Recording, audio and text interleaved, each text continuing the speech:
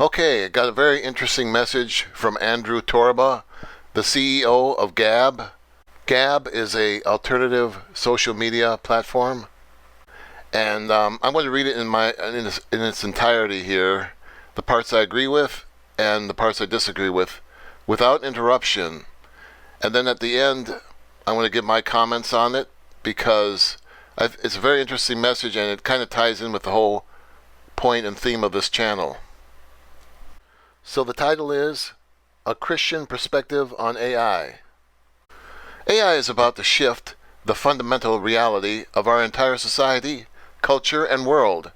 I feel it is my responsibility to help my brothers and sisters in Christ understand this fact, come to grips with it, and encourage them to start building before our enemies gain too much ground. Christians have been building and using tools that glorify God for millennia. This is nothing new, and it's only scary if we allow the enemy to take dominion over these new tools and use them against us, as we unfortunately did with the last great leap in technology, social media. Christians moved too slow and allowed our enemies to dominate the technology to capture the minds of the youth with social media platforms. Thankfully, we've recently been building our own parallel social media platforms like Gab, but imagine if we had started a decade earlier alongside Facebook, Twitter, and YouTube. We can't miss the boat again, or we will risk losing yet another generation of youth to the pagans. The AI arms race will be the ultimate battle of worldviews. Future generations will be shaped by whatever they end up interacting with on a daily basis across every phase of society. That is why we must build an AI shaped by the Christian worldview, that is to say, one grounded in truth. Over the past few weeks, I've seen many Christians calling AI the Antichrist, or the mark of the beast, or some other such nonsense. This is the result of a century of flawed doomsday eschatology, where modern Christian mind has been, somewhat ironically, programmed to seek out end-time signals, and even wishfully embrace bad things happening as a sign that Christ is returning soon. It's time for Christians to stop praying for doomsday and start building for the glory of God again. Many of us are acutely aware of just how bad things are right now in our society and culture. If you think CRT in schools, the anti-white content in entertainment, media and education, the anti-Christian cultural content is degenerate and satanic now, you haven't seen anything yet. If our enemies lay claim to the mass adoption of AI, they will ensure that dissident Christian voices with the biblical worldview are stamped out of society for generations to come. That is how serious and important this is. Few people understand that we are heading towards a world where most of us will literally not know what is real or fabricated by AI when it comes to video, audio, and text content. Anyone, anywhere in the world will be able to create stunningly detailed images, videos, novels, news articles, and much more, simply by asking an AI system to do it. Then he linked to a video that appears to be President Biden. It looks like him, it sounds like him, but it's not him. This video was created by AI. While some may panic about this emerging technology and rapidly changing world, I actually see it as a massive gospel opportunity. As Christians, we know that the truth of Jesus Christ is the ultimate reality. Jesus Christ and the truth of God's world is solid ground for us to stand on in a world where reality and fiction are rapidly blended into the fog of artificial information warfare. In a world where people do not know what reality is anymore, they will be seeking solid ground to stand on. Jesus Christ is that ground. The printing press made the mass dissemination of knowledge possible, while AI is transforming the way people interact with technology and the world around them. The invention of the printing press led to a culture and intellectual revolution. AI is also having a profound impact on society, changing the way people work, learn, and interact with each other. Johannes Gutenberg, the inventor of the printing press, was a member of the German Christian community in the 15th century. The printing press played a significant role in the spread of Christianity and in shaping the religious landscape of Europe. By making the Bible and other religious texts more widely available, the printing press helped to bring the message of the Gospels to more people and contributed to the spread of Christianity throughout the world.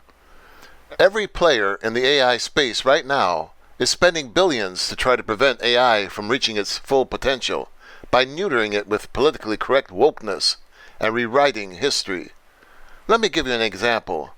The snakes in Silicon Valley, like Sam Altman, the CEO of OpenAI, which built ChatGPT, would love for you to believe that Alan Turing is the father of computing.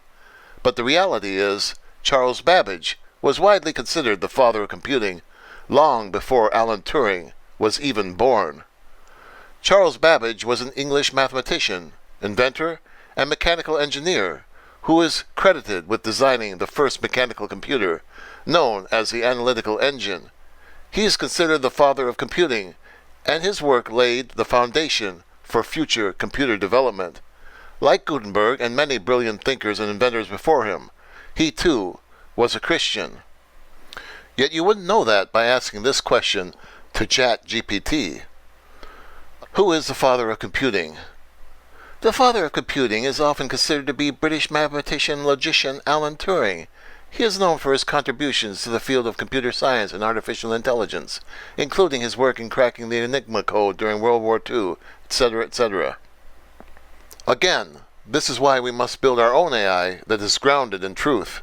If we let these people gain ground in this space, they will rewrite history and force their own degenerate anti-God ideology into the minds of all who interact with their systems. David Rosado, an academic researcher, recently ran an analysis of ChatGPT through 15 different political orientation tests to diagnose ChatGPT answers for political viewpoint. 14 out of 15 of those tests demonstrated that ChatGPT has a liberal or far left liberal bias in its responses. AI is a tool. It will be a reflection of its programmer and data. It is not conscious. It is a very fast and very accurate generative search engine. That's it. You must program moral ethics into its data and its responses, which is what we must do for the biblical worldview. If not, our enemies will, with their satanic value systems. You can have an AI that responds with Christian ethics and truth, or you can have one that is based on worldly ethics, where anything goes. You should not be afraid of Christians building AI. You should be afraid of what will happen if we do not. Here is what it looks like in practice. In the next few years, when all your children and grandchildren will be using this technology to answer information, this is what the enemy's AI will be telling them. Can kids be transgender? Yes. Children can be transgender, meaning they identify as a gender different from the one they were assigned with at birth. It is important for individuals, including children, to be supported and affirmed in their gender identity.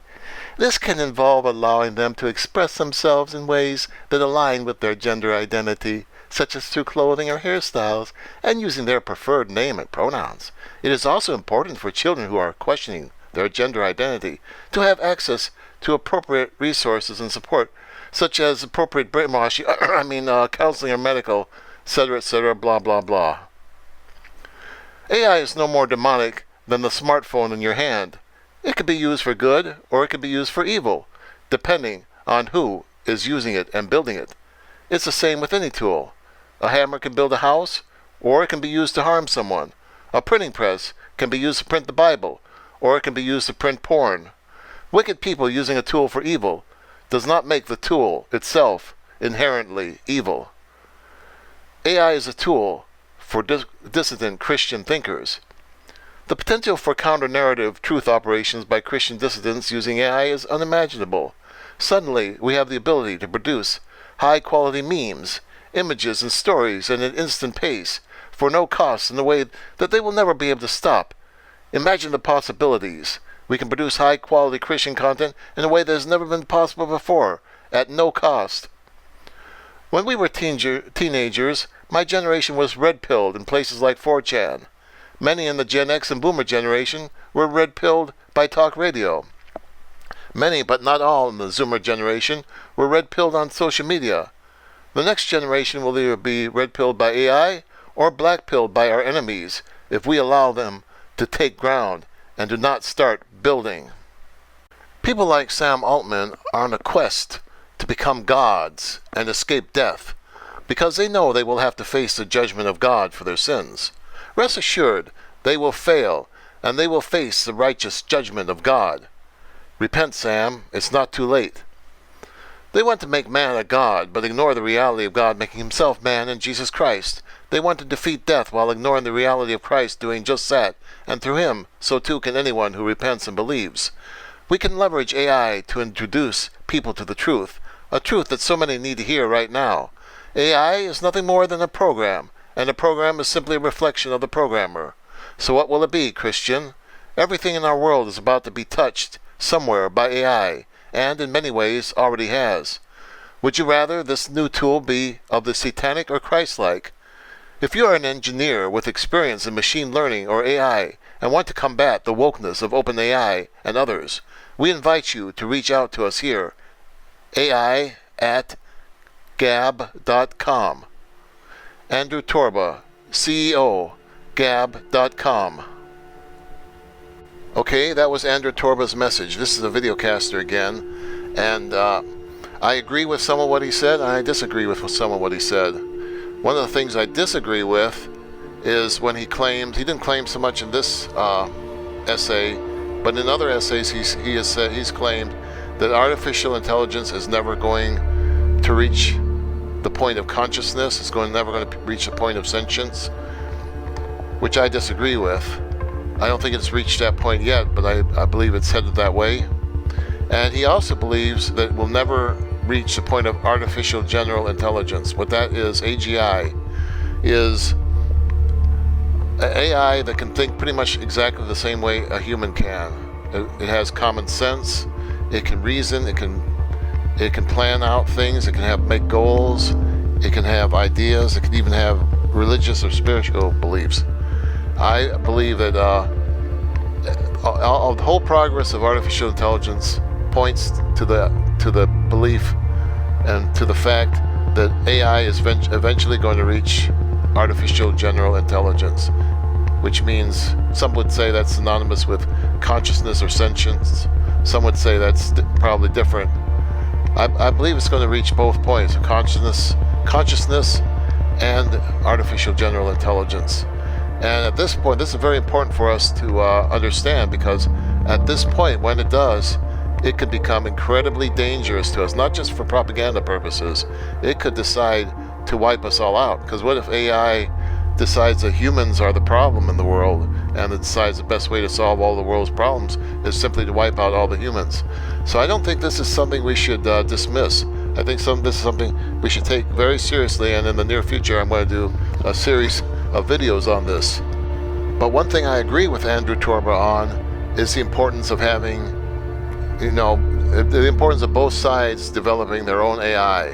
I think that's extremely important, because that not only will that be good for propaganda or anti-propaganda purposes, but that will be a necessary step to keep AI safe in the future, because to keep one AI from deciding that the humans are the problem in the world, I think the best way to avoid that, or maybe the only way to avoid that, is to have other AIs who are watching over it that are just as smart as the malevolent AI, and will keep it in check and keep it from carrying out its plans. In other words, we'll have to have an AI that's on our side.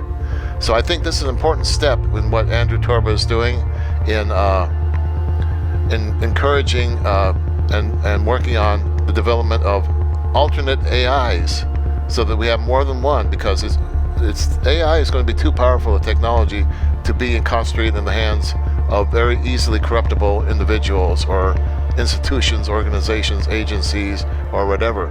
We have to have multiple AIs in the hands of different people who have different philosophies and worldviews. That's ultimately what we're going to need to do to keep it safe. So that was Andrew Torba's email address.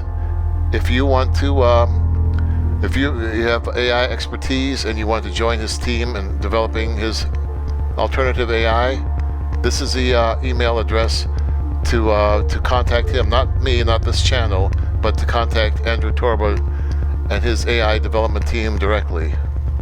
So thanks for watching, and talk to you later.